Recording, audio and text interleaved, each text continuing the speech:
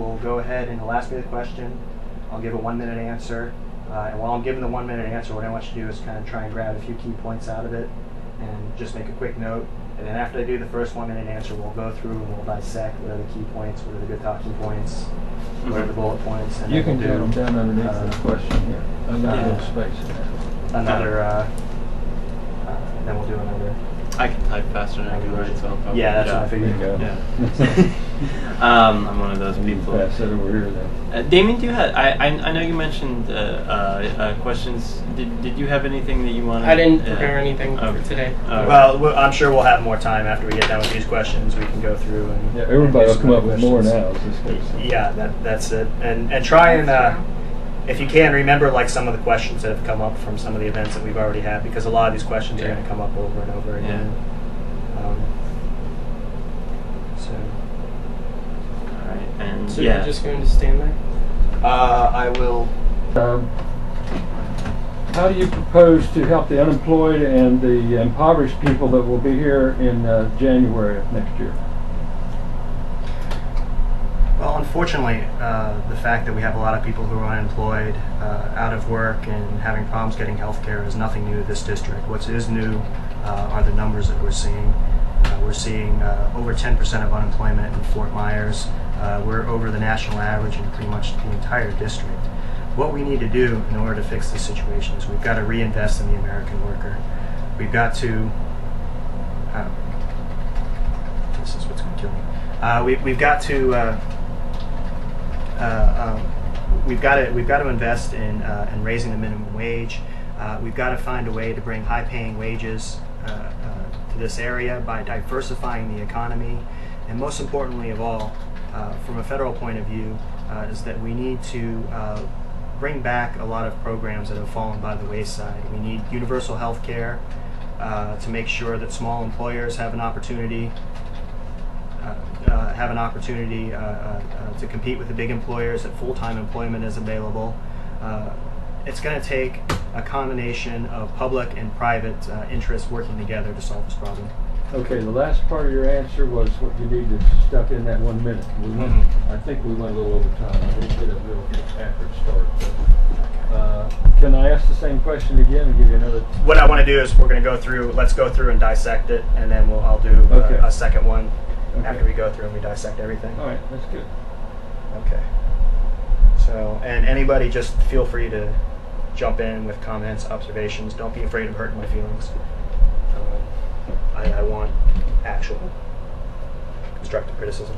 Well, one of the questions that I would ask on as a follow-up to that is both major political party candidates have essentially are not looking at universal health care.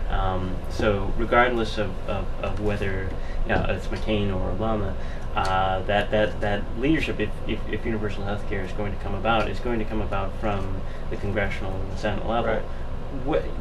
What can you do as a congressman to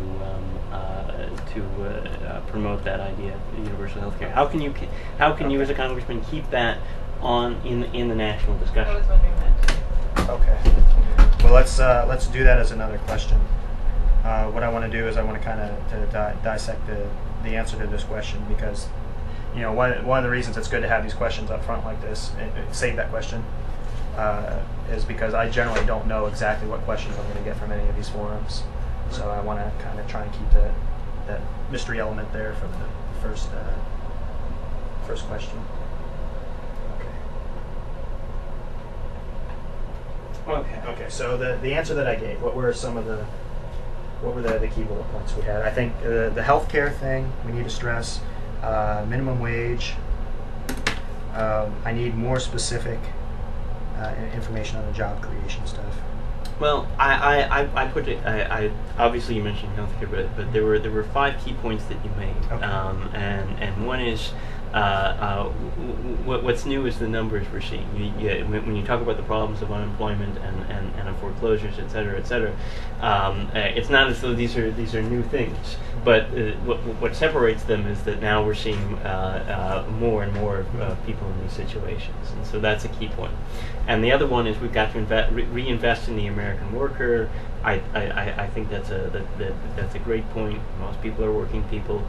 We've got to invest in paying them in paying the minimum wage. To use the word "invest" there is a good thing, and I think that's a talking point that we can use, but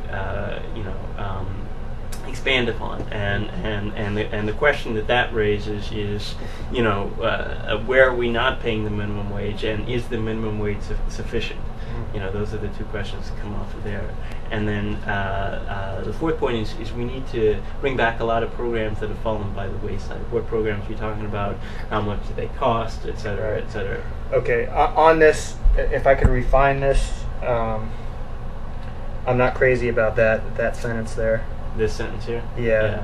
I think that's something we can cut. What I'd like to do is we need to reinvest in the American worker. We've got to invest in raising the minimum wage, and then I want to add the healthcare issue right behind that very quickly, because the point that I'm trying to make, let's see if we can come up with this in fewer words, is essentially going back to the first thing when I said what's new is the numbers we're seeing.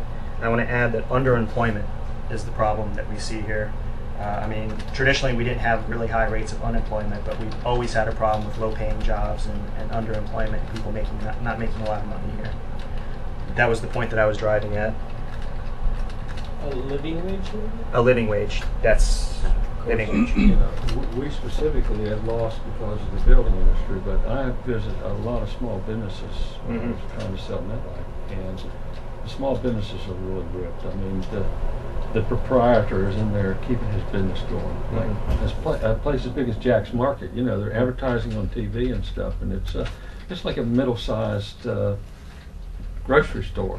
It's got all kind of stuff in there, and Jack himself is in there hours and hours because he can't afford to people the place. So, and the reason one or two other people. That's the point I was trying to get at with small businesses, because I mentioned the minimum wage and the thing that's got to go with that. The point that let's see if we can figure out how to condense this into a sentence or two. The thing about universal health care is one of the reasons that we have underemployment in this district is because most people can't afford to pay full-time workers because of the benefits, the benefit packages. If we had universal health care and we took away the onus of paying for employee health care from the employers, that would actually help small businesses and large businesses as well, because it would make us more competitive. Instead of trying to pull money from the employer, if we just had a direct single payer plan that everybody paid into regardless, it would make life much easier on the employers. It'll solve your problem. Exactly, because if employers weren't worried about hiring full-time people because they have to pay benefits, because those benefits were guaranteed no matter what people did, then we would have better paying jobs. Repeat that. Can you squeeze that into a minute? Yeah. If employers, if the benefits were guaranteed, and employers didn't have to worry about paying them, they could afford to hire full-time people and create better paying jobs.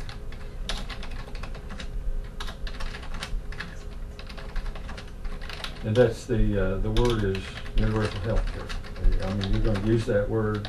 Yes. So I know. Well, let's. you have another. It's a mouthful, but universal health care seems to be a catchphrase that everybody is throwing out. McCain's throwing it out, Obama's throwing it out, and it doesn't mean the same thing. So let's try and here's another just like take some of these like catchphrase, like these catchphrases, like keywords, and just kind of make a separate list of keywords. Living wage is one of them. Okay. The way you put it was real good. You said you want to help small employers to be able to hire people and not have to worry about the benefits. And you didn't say universal health care, which is probably a good thing in this region. Yeah. Because a lot of people here are conservatives and they don't want anything that sounds like socialism and blah, blah, blah, and they just don't want to swallow it. And instead of saying universal health care, single payer national health care.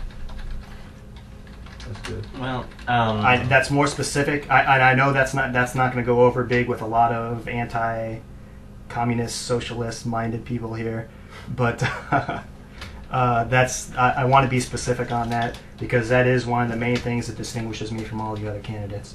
As at this point, everybody's saying we need universal health care, but some people are saying, you know, it's got to come from giving the insurance companies more money. Some people are saying it's private-public trusts, savings plans, all of these things. So single-payer national health care. and when you say single payer, I think you want to define that in essence that you know, in essence say that, you know, the single payer isn't going to be. I think a lot of times people hear that and they say, whoa, you know, so wait a second, it's not a copay, it's all on me, Yeah. or, you know, the insurance, you know, but yeah, I think that What would be a better word than single-payer?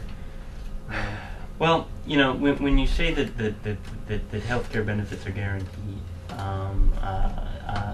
I think that's something that, you know.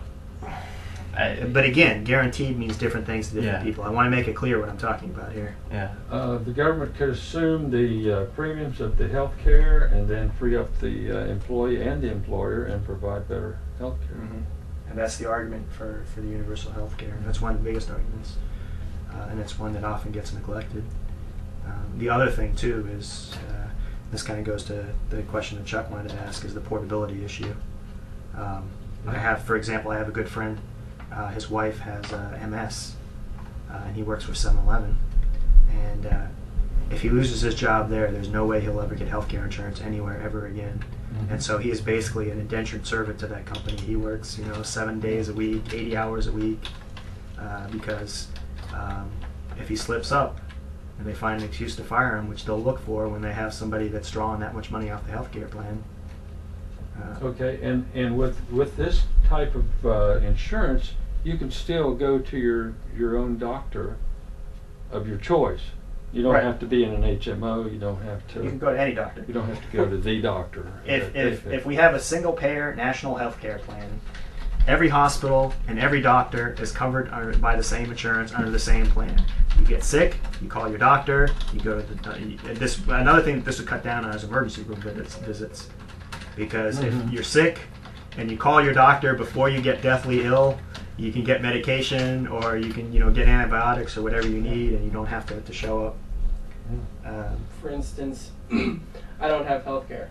So anytime I've been to the doctor, it's been an emergency room visit. Sure. Yeah. And I've had at least 2 of those in the past 5 years. Yeah, because when you don't have health care insurance and you're making $100, $200, you're clearing $100, $200 a week, you wait. First, you're going to spend $100 at the drugstore after you call mom and say, "What did you guys do?" And then you go down to the drugstore and you buy a bunch of crap and you throw it through yourself, and now you still got to go. So you end up at the hospital. Well, I guess that dovetails into the next question. But go ahead and ask the next question. And So you're going to say universal health care is a big point in solving the unemployment problem. Single And payer. there's almost two separate Not big really sure what one-minute we're calling subjects it yet. there. Yeah, I know, and this is the problem. Is what we got to figure out. We got to figure out the way to boil these down to quick phrases, to talking points, because I'm going to get variations on all of these questions. And sometimes, like I saw one or two of your questions there, you piled like 2 or 3 subjects Yeah, on, I know. which is good because they do that all the time. And then they say, okay, you have a minute to answer. Like a good example was illegal immigration and terrorism. Yeah. How does illegal? They asked the last forum I was at. They asked, how does illegal immigration affect the terrorism problem? And so you sit down and you stand there and you got a minute to try and sum up your views on illegal immigration and then sum up how that affects terrorism. Well, I mean, if you're a Republican, 60 seconds isn't a problem. Yeah. But Keep them all out, shoot them all, Do you throw want to solve them it? in prison, deport the rest. Here we have two I think very good talking points. One is with regards to the effects on your healthcare plan on small businesses. With healthcare benefits guaranteed, the employers wouldn't have to worry about paying them. They could afford to hire full-time workers and create better jobs. And number 2, if we have a single-payer national healthcare plan, every hospital, every doctor is covered by the same insurance under the same plan. Okay. So let's go back to this.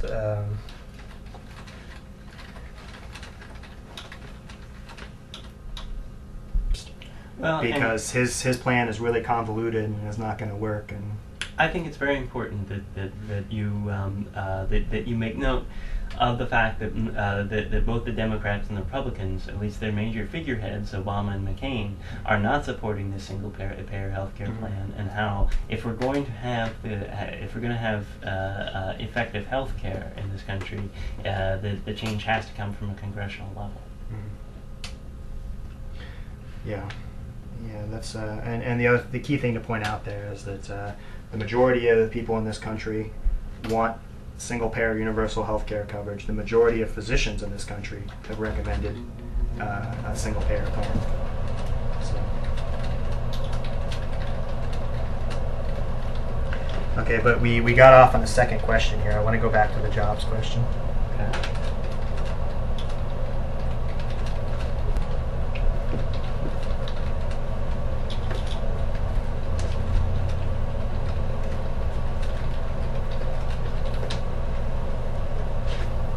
Okay, job creation. Okay, we need to encourage, and I think I said this. We need to encourage more, a more diverse. We need to encourage a more diverse range of businesses in the area. And how do you go about doing that? We need to encourage green industry.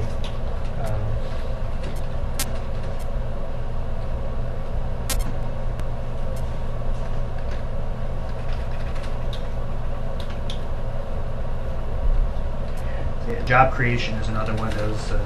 It's another one of those difficult subjects to talk about, especially in a minute, because specifics on that are difficult to come up with, because it all depends on specifically what industry you have an opportunity to attract, and then what the steps are that you're going to take. One good example, and this has come up before, is the green industry. We have the opportunity. We need to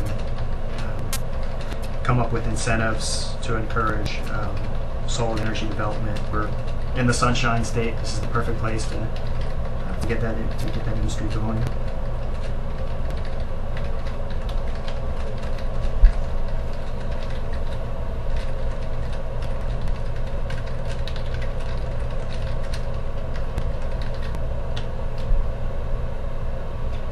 Living wage. When's your first one? What's that? When's your first forum that you're going to? Next Saturday we have two. And essentially, We have politics in the park in the Week from afternoon. this Saturday. Yeah. And that's at Leon. Yeah, well, we have that one in the That afternoon, is- and then in the morning I have another one, which is the MOAA, which is a retired military group. So their questions are probably going to be geared more towards military benefits and probably foreign policy. And that should be good. Yeah. I'm also the only veteran that's standing up there too, Yeah, so right. it gives me a little bit of an advantage. That helps. But Why haven't we been pushing that? this, Damien and I were talking about this. The last forum we went to was a Cape Coral forum, and every time I go to a new forum, there's a new crisis. So it's Yeah. like whatever the crisis of the week is, that's like the majority of the questions that you end up fielding. There's been no reporting on any of the wars going on for the last 2 weeks. Like there's two That's things. good for Bush. Yeah, there's two things in the news. In fact, both Damien sent me one thing, Chuck sent me another thing, and you sent me some stuff about the thing in Georgia too. But one is the fact that former Prime Minister Olmert basically came out and said we have to give up the West Bank settlements, we have to give up on the idea of an undivided Jerusalem, and that dangerous extremists are taking over politics in Israel. I wish he had said that as Prime Minister, but the fact that Kadima is still in charge, that's a good sign, and that really, for the Republican-oriented foreign policy, that's a good attack, because I know Saunders basically subscribes to Bush doctrine, orthodoxy, and so does Mac. So again, that's another good point of distinction. And you can also tie that Israeli. I mean, as long as Obama has a very pro-Israeli foreign policy. So in essence, doesn't it? Yeah. Well, I haven't heard. I don't Haven't heard recall anything. him ever answering any questions on foreign policy. Neil doesn't. I've never heard Neil No, answer not anything one. about foreign policy. So. No, right. I told you I couldn't get your name in the paper, like when I tried to compare Saunders with Mac, you Mhm. know, and then said the solution is Jeff George. Well, they wouldn't print it. So the one I put in and used the word independence, they printed in the Star this week. So that's it. Anytime something like that gets printed, please save me a copy. Because a lot of times I get the links, but like the news press only keeps them up for 14 days. If I don't print it right away, I lose the hard copy. So anytime something like that comes up, please grab a copy for me and save it. Because all of this, when we do the documentary at the end of this, I want to make sure that we can go back and reference all of this stuff. And they printed it the same day that the news press came out with this little article saying a lot of the same things. In the Star. The Star repeats the news press. See, one of the things that I'm noticing too with these forums, and again, this goes back to the fact that I can watch Bert Saunders and see a pro at work, is Saunders is very good at getting the pulse of the room and tailoring his answer to that. And I've seen from Bert Saunders, he hasn't outright contradicted himself on things, but he's good at implying one thing to one room and implying something different to another room. And that's why I wish we could get a real debate going, because that would actually give the opportunity to really, force out specifics on the answers. Okay, let's go. Let's go to the third question, the foreign policy question. John, if you want to ask that of the moderator.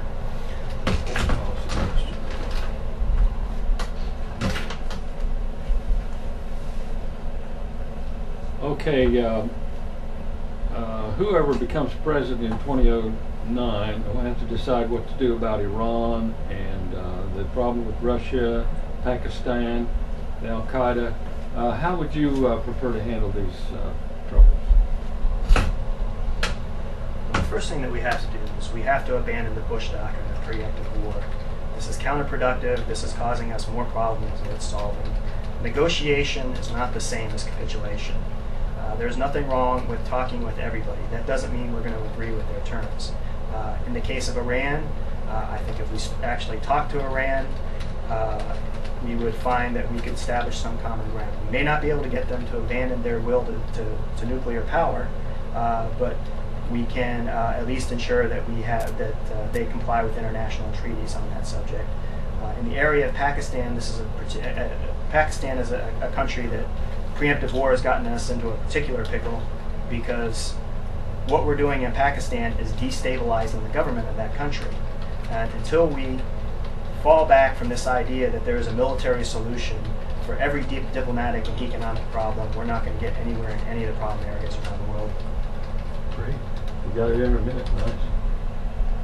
Excellent. Okay, Chuck, you got any notes for that? Or Yeah, I'm just actually finishing up the last one here. Until we get away from the idea that there's a military solution, if you want to finish your point on that. Actually, I have a good. This is a good talking point that I have from a couple of speeches that I gave. Is that America needs to get back to the courage of its convictions. If we're going to talk about exporting democracy, freedom, and human rights, then we need to apply that equally across the board. We can't favor one dictator just because they agree with our short-term interest and disfavor another, because that creates a view of hypocrisy, and that's got to change.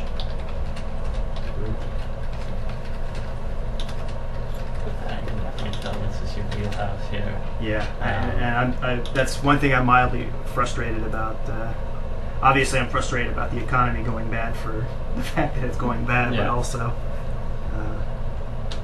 that it takes attention away from the foreign policy issue, which is connected. Well, you've got the point about we have to abandon the Bush doctrine on preemptive war, and I like this small line. Negotiation is not the same as capitulation, which I think says a lot. That's what I picked out of there. Yeah, negotiations, not capitulation. That's a good talking point. Yeah, so drop that down to the keyword. Now, the other thing that I want to keep in mind with a lot of these issues is that I want to make sure, and this is going to come from practice by the end of, we have, let's see, we have, I think, 10 forums coming up this month. Actually, I have, on the 6th, I have the editorial review board for the news press. Then we have 2 forums on Saturday. We have a forum the 13th. I have a forum on the 14th, and that afternoon we have a 3-way interview with WGCU. So I have 1, 2, 3, 4, 5, 6. Describe 7, the terms of the 3-way interview. 9, 10. There's 11 forums coming up over the next month. Yeah. Mike Canary called me about that yesterday. It's going to be on the 14th at noon. I'm not sure if we're going down there, if it's going to be a phone conference. I have to clarify that. So Put that on. Is that on the calendar? it's on the calendar. The only thing I don't have on the calendar is something I just got today. Mm-hmm. On the 29th, I basically verbally said we'd be there. Tiger Bay at like 7:30 in the morning. It's having a forum. Tiger Bay in Naples. Oh, okay. So, yeah, each can have 3 minutes for an opening statement, 5 minutes for questions from his or her opponent in the audience. Oh, nice. That's nice. I like that format.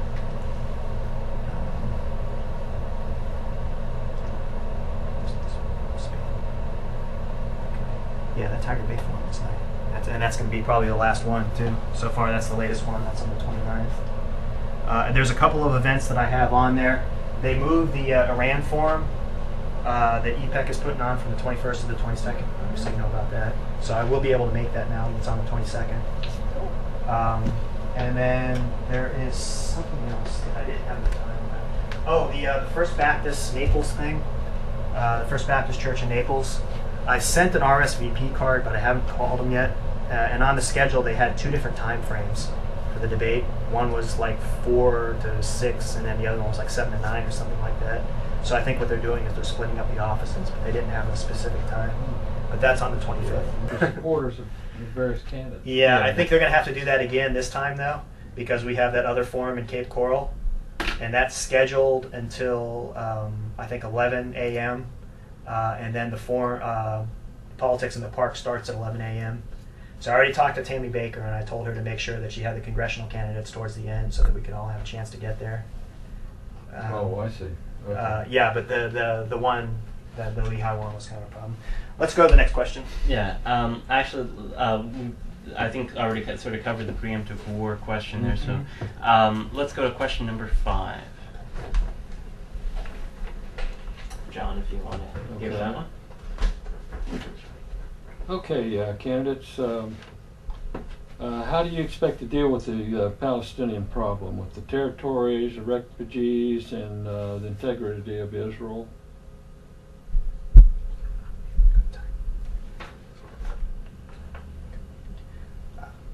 The Palestinian-Israeli situation is one of those excellent examples of a problem. The solution is there. It's just a matter of having the will to find it. Right now, Israel is starting to recognize that they can't continue this policy of occupation and isolation, that things have got to change. We have got to talk to all of the Palestinian factions. That includes Hamas, that includes Fatah, because they represent legitimate factions of the Palestinian people. And we've got to get them at the table with the Israelis, and most importantly, the U.S. has to be a fair broker in this process. We can't say that killing and destruction is wrong for one side but not for the other. We can't say that one side has to recognize the rights of the other to exist while that side refuses to recognize the other side's rights. Everything has to be... Go ahead and call time on that, because my time would have ran out. Yeah, your time just ran out. Yeah. I know you're looking for a word like integrate all the things together, right? Yeah, I need a good closer on that.